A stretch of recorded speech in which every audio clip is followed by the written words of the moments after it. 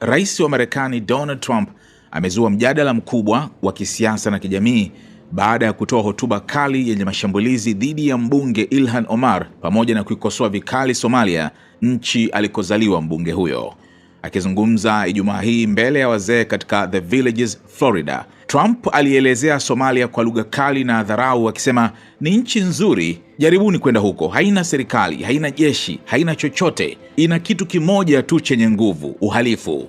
Aliendelea kudai kuwa hali ya nchi hiyo ni mbaya kwa ujumla, akiongeza kuwa ni chafu, ni mbaya, ni sehemu ya kutisha, hakuna kitu kizuri huko.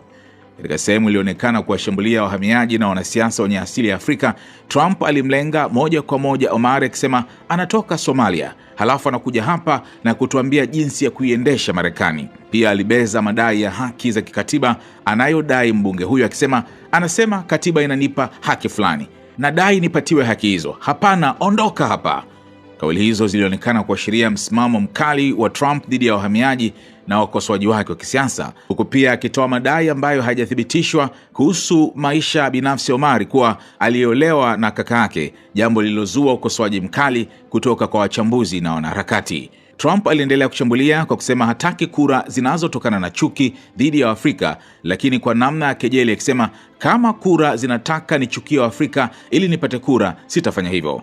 Hata hivyo, wakosoaji wake wanasema hotuba hiyo imechochea hisia za chuki na ubaguzi, hasa kutokana na lugha kali iliyotumika kuelezea Somalia na wahamiaji.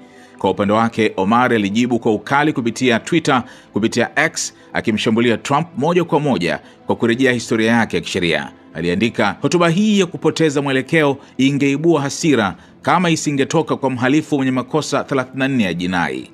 Pia aliongeza tuhuma nzito akisema Trump amewajibishwa kwa ubakaji na anashutumiwa kwa tabia za kingono zisizofaa, huku akibeza jinsi wafuasi wake wanavyoendelea kumunga mkono licha ya kauli zake. Look at the wonderful country. It's a beautiful country. You should try it sometime. Somalia. It's a beautiful place.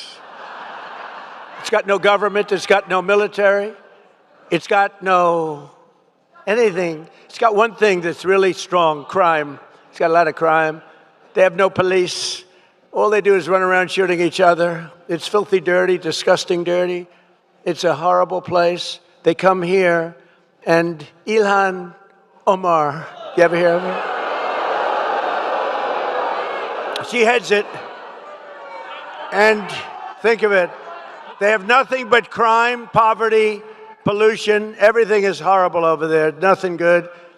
They say it's the worst country anywhere in the world, that we got some beauties out there, but it's the worst. And then she comes